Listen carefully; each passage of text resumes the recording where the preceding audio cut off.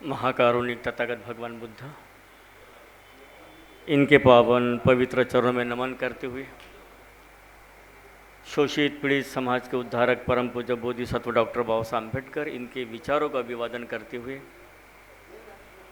बोध गया महावीर मुक्ति के लिए संघर्ष महाबोधि मुक्ति आंदोलन, इसका टाइटल कल की विरासत, आज का संघर्ष और कल की दिशा,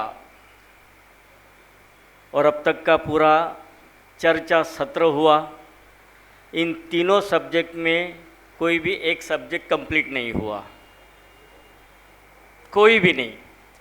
किसी ने हिस्ट्री बताई तो किसी ने अपने एक्सपीरियंस बताए। ये वैचारिकता का विषय है। कल की विरासत, अब कल की विरासत, आज का संघर्ष, तो जो भी आंदोलन चल रहा है उसके ऊपर हम डिस्कस करें, और कल की दिशा क्या हो। ये आंदोलन अगर बौद्धों के हाथ में आ भी गया तो इसके वारसदार कौन बनेंगे? हम ही आपस में लड़के मर जाएंगे? ये भी तो प्रश्न है। इन सारे चीज़ों के ऊपर में अगर हम बातचीत करें तो यहाँ पे तीन चीज़ें देखने को मुझे मिली जो मेरा एनालिसिस था। मैं हिस्ट्री में बातचीत नहीं करूँगा, ना ही किसी के ऊपर मैं टीका टिप्पणी करूँगा, लेकिन जब से ये आंदोलन चला उस आंदोलन के तीन पिल्लर के नाम सबसे पहले आते हैं। ससाई जी हैं, भंते आनंद जी हैं, या फिर करुणाकरण जी हो। और आज जिन लोगों ने आंदोलन चलाया उनका भी नाम आता है। और आंदोलन किसी की धरोहर नहीं रही, किसी की विरासत नहीं रही। जिसके अंदर में जिस समय ज्ञान जागा उस समय उसने उस आंदोलन को शुरुआत की है। चाहे हो अनागरिक धम्मपाल हो, चाहे अलेक्जेंडर कनिंघम के माध्यम से, आर्कोलॉजी डिपार्टमेंट के माध्यम से वो स्टार्ट किया गया, वॉट एवर, नो प्रॉब्लम। अब प्रश्न है कि इस आंदोलन की दिशा को और इस आंदोलन को कामयाबी की ओर कैसे लिया जाए। यहाँ पे भंते आनंद महास्तवीर जो है, उन्हीं से मैं प्रेरित होकर आंदोलन में काम किया, या फिर उनके साथ में आंदोलन का एक हिस्सा बना। मगर आज की डेट में इतना ही कहूँगा कि हम अपने मतांतर, व्यक्तिगत, इन सारे चीज़ों को अलग रखकर हम सभी बुद्ध पुत्र हैं, और हम सभी बुद्ध पुत्र होने के नाते ये बुद्ध पुत्र की, यानी ये बुद्ध की विरासत को बचाने का जिम्मा भारत के बौद्ध पुत्रों के हाथों में होना चाहिए। एक पहला मुद्दा।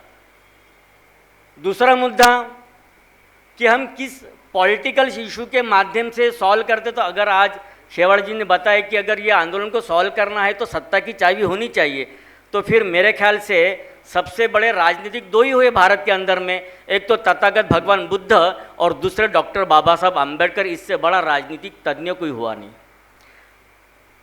तो भगवान बुद्ध के बाद में डॉक्टर बाबा साहब अम्बेडकर इस मसले को सॉल्व कर सकते, लेकिन तब वो दीक्षित नहीं थे, या फिर वो समाज में, उस बौद्ध समाज की वो संख्या उस समय नहीं थी, जिसके कारण डॉक्टर बाबा साहब अम्बेडकर ने 56 के बाद में उस आंदोलन के प्रति अपना जो मास्टर प्लान बनाया था, उस मास्टर प्लान के प्रति आज तक किसी ने सोचा ही नहीं। किसी ने नहीं सोचा। क्या ये बात बाबा साहब को समझ में नहीं आई होंगी? मैं दीक्षा ले रहा हूं और मेरे बौद्ध समाज कल जाएगा और माथा टेकने जाना है, उसको पूजा अर्चना करना है, जो भी उसके समझ में उस समय आएगा वो जाएगा कहाँ बेचारा? तो क्या बाबा साहब को समझ में नहीं आ रहा था? बाबा साहब को भी समझ में आ रहा था, लेकिन समय का जो तकाजा था, उस समय के तकाजे में जो हम आज कहते हैं कि कॉन्स्टिट्यूशन के हिसाब से 1949 के पहले के जितने भी कानून हैं, या फिर 1935 आर्टिकल के हिसाब से उस समय के जो कानून हैं, वो सारे के सारे चेंज होकर 1950 के हिसाब से चले। बिल्कुल सही बात है, मगर ये कानून नहीं बदला तो ये क्या डॉक्टर बाबा साहब अम्बेडकर इतने विश्व के विज्ञान महापंडित, उनको ये समझ में नहीं आ रहा था क्या? उनको ये समझ में आ रहा था, मगर बात थी कि लड़ाई किसके लिए लड़ाई चाहिए? लड़ाई लड़नी थी बौद्धों के लिए। और तब बौद्ध अवलंबी भारत में नहीं थे। आज बौद्ध है। फिर यहाँ पे बात उठी है कि बिहार में बौद्ध नहीं है। बिहार में क्या सर, नागपुर में भी बौद्ध नहीं है। नागपुर में बौद्ध कौन है? नागपुर में भी सभी हिंदू मार है, बौद्ध कौन है? आइए बौद्ध सामने मंच पर। यहाँ पे मंच पर बैठे जितने भी वक्ता होंगे वो भी हिंदू मार है। अब बौद्धों की लड़ाई कौन लड़ेगा? कौन लड़ेगा सर? अब इस सवाल का जवाब नहीं रहेगा।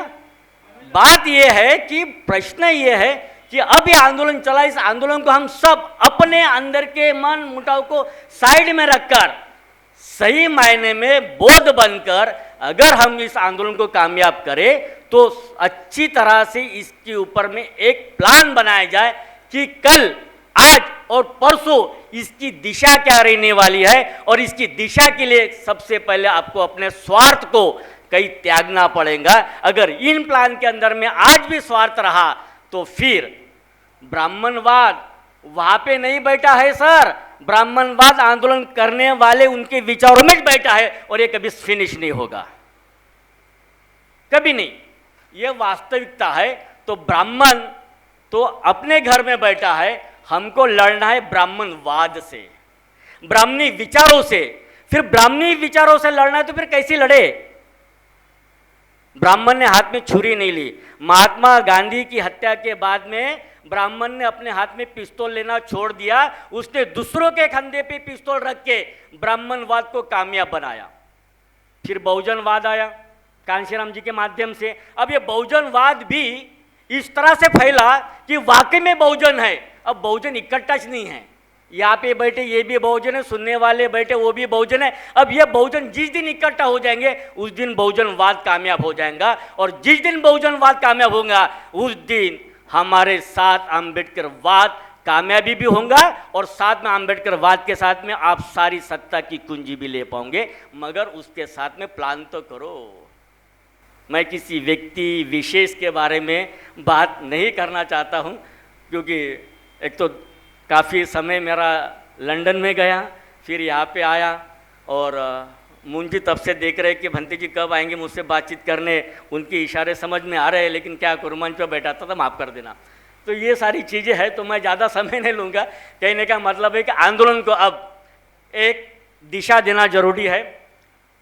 सभी पार्टियाँ आंदोलन में शामिल हो, सभी भिक्षु आंदोलन में शामिल हो। मगर मैं अपने सभी श्रेष्ठ वरिष्ठ भिक्षु को यही अपील करूँगा कि हम भी अपने अहंकार को त्याग दें और इस तरह से जो आंदोलन में बैठे उन्हें भी कहूँगा कि आज अगर आप आंदोलन का झंडा लेके चल रहे हो, मगर इसके लिए किसी भिक्षु ने अपना बलिदान तो दिया होगा, थोड़ा एक तरफ उसके भी देख ले और उसको साथ में लेके चल, तो शायद आंदोलन और ज़्यादा कामयाब होगा। और इस आंदोलन को महाराष्ट्र नहीं तो पूरे भारत से और विश्व से सपोर्ट मिलेगा। रही बात मेरी, तो जहाँ तक मैंने हूँ तो भंते जी से पहले ही कहा था कि इस आंदोलन को Chinese, Japanese, Sri Lankan, Thai language में प्रिंटेड करने से लेके वॉइस ओवर देने की जवाबदारी मेरी, और इस आंदोलन को जितना हो सके उतना इंटरनेशनल लेवल पे भी लेके जाने की जवाबदारी मैं लेता हूँ। और इसी के साथ में अपनी वाणी को समाप्त करता हूँ।